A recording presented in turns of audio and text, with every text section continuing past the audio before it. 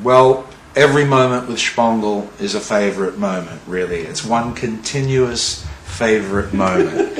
It's so enjoyable. It's seamless delight.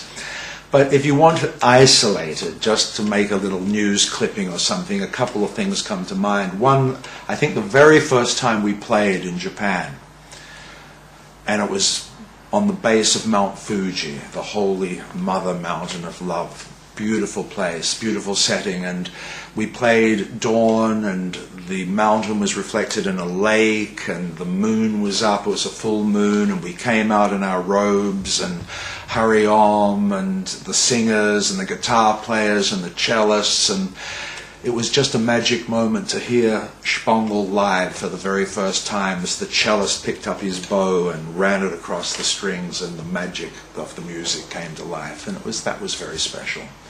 Well, Shpongle, there was no beginning and no end. It was sort of something that was there, that was just discovered. It was like walking in a magic forest and all of a sudden looking under a tree and finding a bucket full of gems.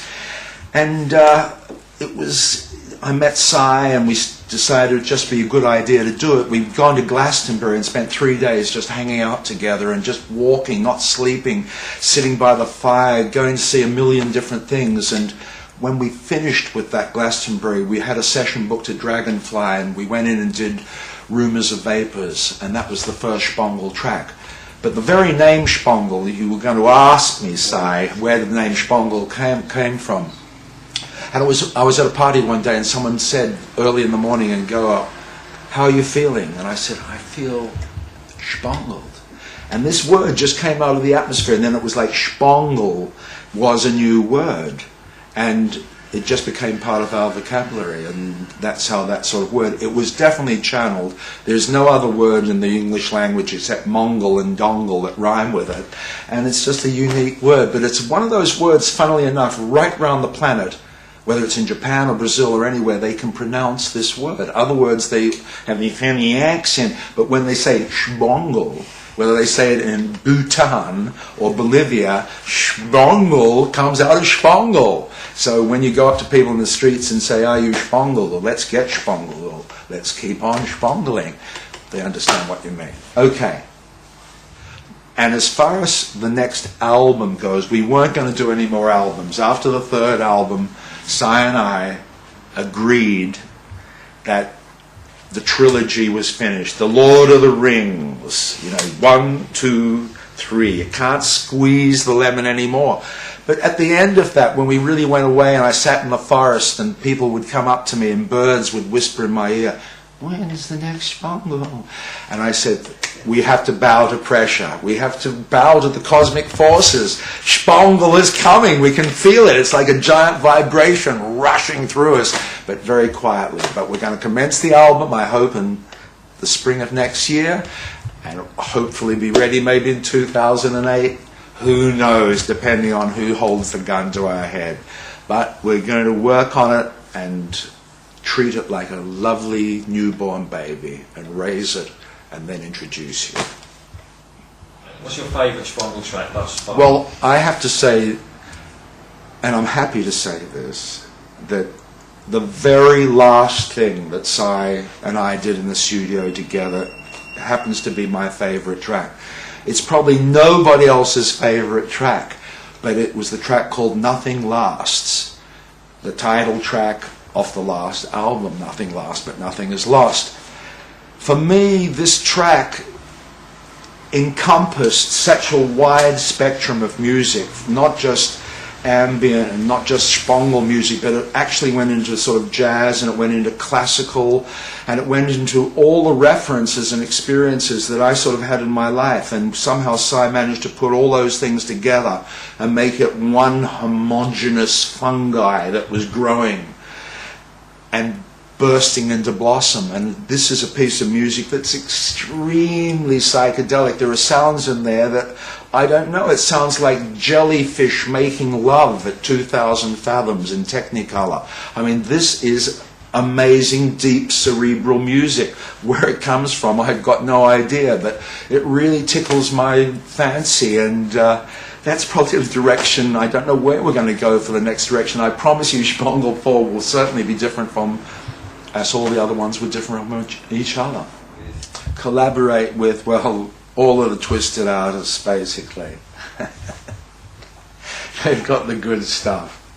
Yeah, Twisted have got the good stuff. Big respect to Twisted for holding their focus like a candle in a windless place. They've had this vision for 10 years of bringing really sophisticated, psychedelic, new age, pump age into this beautiful time that we're living and experiencing, and they have had the guts and the tenacity to hold on while thousands else have floundered and gone bankrupt.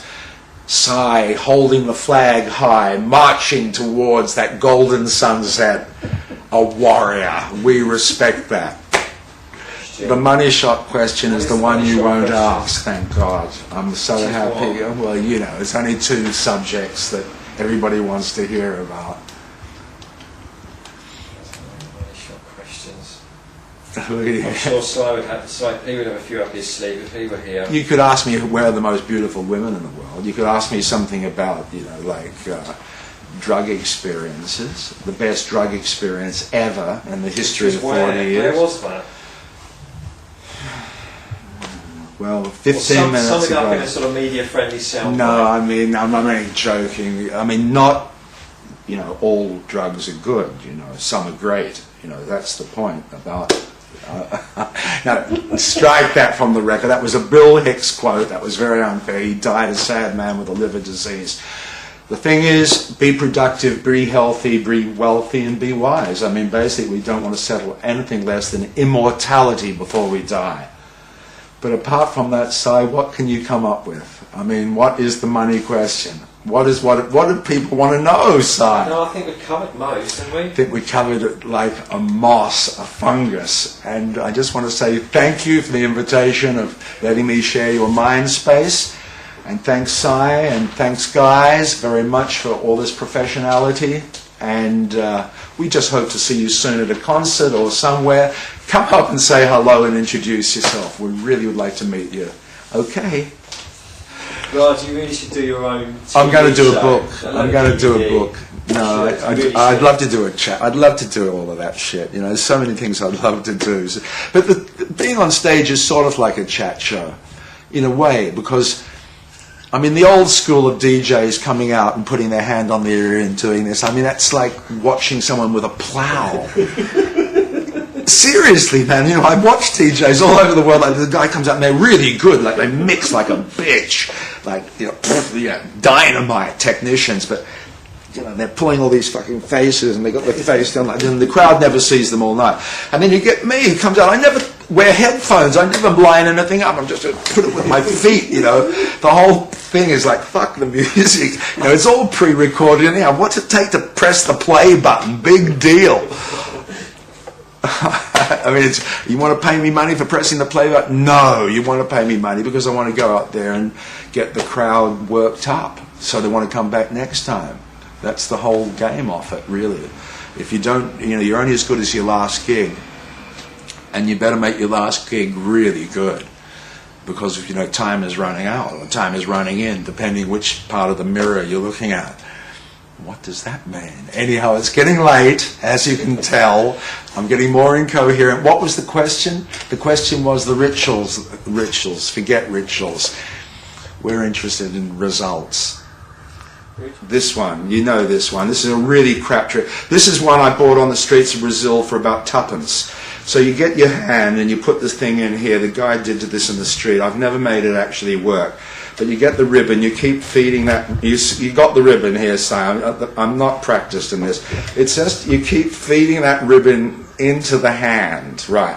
It can't go very far, I'm nearly there, Sam, I'm nearly there. The ribbon's into the hand. You say the magic word, and what happens? It completely disappears. But then you go again and you pull it out off the hand. Thank you, that's the end of the trick.